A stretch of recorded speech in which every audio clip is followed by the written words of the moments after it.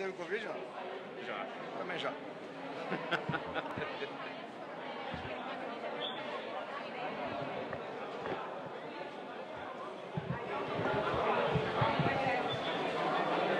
Bom, pessoal, a gente vai fazer aqui sem microfone, né? Não, tá tudo aí, ó. Não, mas o microfone... Ah, não. A gente só pede que o pessoal Quem é que vai coordenar? nos ajude aí um pouco para que todos possam ouvir.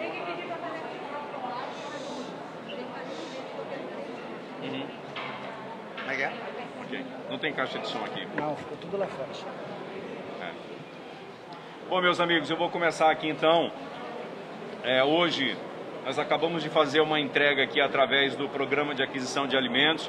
São 16 caminhões que irão para 16 municípios do interior, que ficarão sob a responsabilidade dos IDANs, né, que são os nossos Institutos de Assistência Técnica. Isso daí é um recurso do governo federal, através do ministro Onyx Lorenzoni, aqui do Ministério da Cidadania.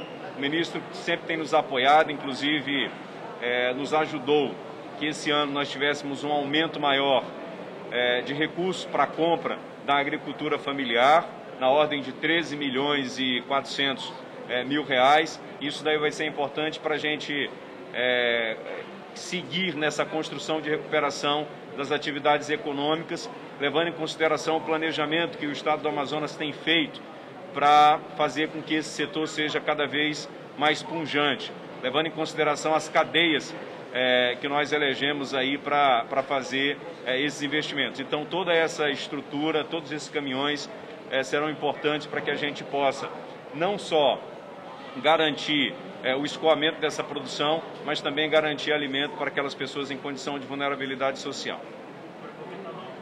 Pode destacar para a gente a respeito de plano a curto prazo do Agroamazonas, que vai poder palpar já em 2021. O ministro gostaria de saber a respeito do desempenho do Amazonas, como é que o senhor avalia o desempenho do Amazonas na execução do programa de aquisição de alimentos, que atua com o maior orçamento da vida nova, no cenário da pandemia, o senhor pode destacar para a gente? Só respondendo aqui sobre a questão do Agroamazonas que ele está perguntando, o Agroamazonas, boa parte dele é financiado por um recurso de 57 milhões de reais que foi destinado daqueles processos lá da Lava Jato, com a intervenção do ministro Alexandre de Moraes e também do governo federal, que foi importante para que houvesse o encaminhamento desse recurso ao Estado.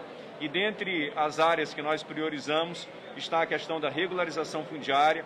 Serão aproximadamente 16 mil títulos no sul do Amazonas e na região metropolitana, e também visa a questão da bioeconomia, conciliando a produção com a preservação e também o aumento do nosso sistema de controle.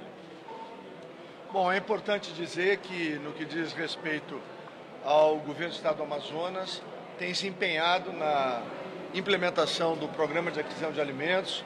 O Programa de Aquisição de Alimentos faz uma ponte de solidariedade entre quem produz e quem precisa de alimentos. Esses 16 caminhões se somam a outros 16 caminhões que já chegaram, mais 4 caminhonetes.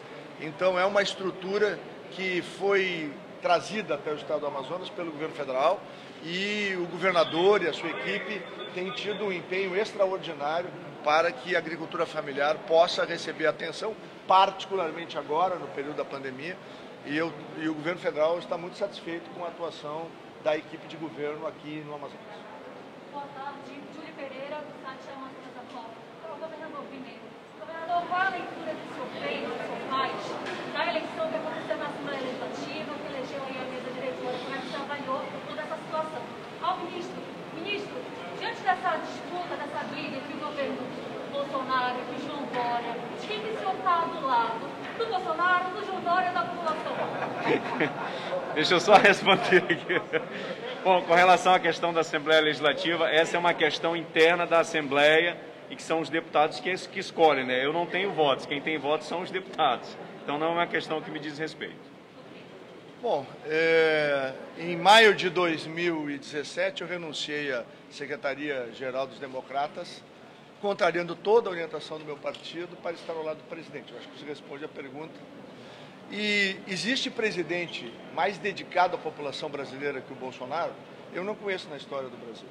Ele é um presidente apaixonado pela população, apaixonado pelo Brasil, tem o seu jeito de ser, fala franco, fala direto, é honesto, é claro, reto, o papo com ele é objetivo, mas ele nos cobra, todos os ministros, eu dizia isso hoje lá em Belém, cotidianamente, quando nós nos reunimos com ele, amanhã eu vou estar com ele às 9 horas da manhã, ele diz isso, nós temos que servir o Brasil, nós temos a missão de mudar o Brasil, a gente não pode falhar, essa é a preocupação cotidiana dele. Então, um presidente assim, um presidente que crê em Deus, um presidente que ama o seu povo, um presidente que trabalha incansavelmente para mudar a condição de vida do nosso país, esse é o nosso presidente.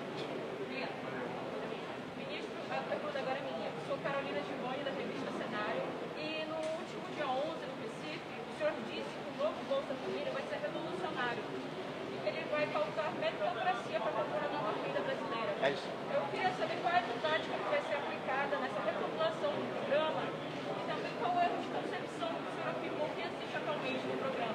Não, o programa, todo mundo sabe no Brasil, os organismos internacionais apontam isso, né? O ministro Osmar Terra, que estava no Ministério da Cidadania em novembro de 2019, levou um estudo do Banco Mundial mostrando a desfocalização do programa. Nós estamos trabalhando desde novembro do ano passado no novo Bolsa Família. Se amanhã o presidente me der o ok, eu vou poder falar nos detalhes, vocês vão entender tudo que a gente construiu nesses meses. Realmente o programa ficou muito mais bonito. Ele vai trabalhar com a promoção das pessoas, a gente quer as pessoas livres. E o Bolsa Família hoje é um programa que busca resultado eleitoral.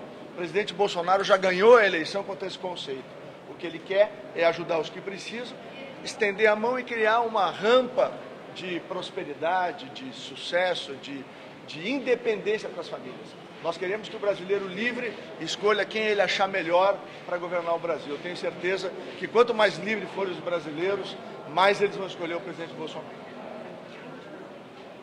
Mais uma? Boa tarde a todos. Gabriela Alves, do portal Amazonas. Tem duas questões para o governador. O governador gostaria de saber como é que está o processo de aquisição das sementes da juta e da malva, se o Amazonas tem algum projeto para tornar o Estado autossuficiente nessa produção. E outra questão em relação à pandemia. A gente tem observado que muitos estabelecimentos, inclusive nesse final de semana, não têm cumprido aí as medidas preventivas estabelecidas pelo governo. Não seria um momento de fortalecer as finalidades desses estabelecimentos? Com relação à semente da juta e malva, esse é um problema que a gente enfrenta ainda muito grande. Nós fizemos esse ano um processo para a aquisição das sementes com uma empresa que, no momento de fazer a contratação, ela disse que não teria mais condições de fornecer a semente.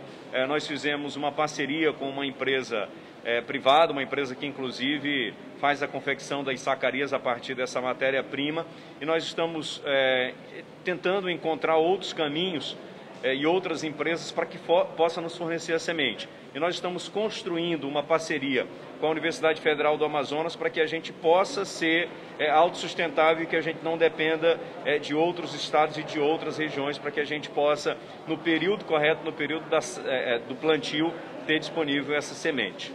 Com relação à questão da pandemia, esse é um trabalho de proteção que tem que ser feito, não só pelo Estado no momento que amplia a sua rede do sistema de saúde, mas cada um tem que fazer a sua parte. As pessoas têm que entender que essa é uma responsabilidade de cada um e não tem como o Estado estar em todos os cantos, né, do Amazonas fiscalizando.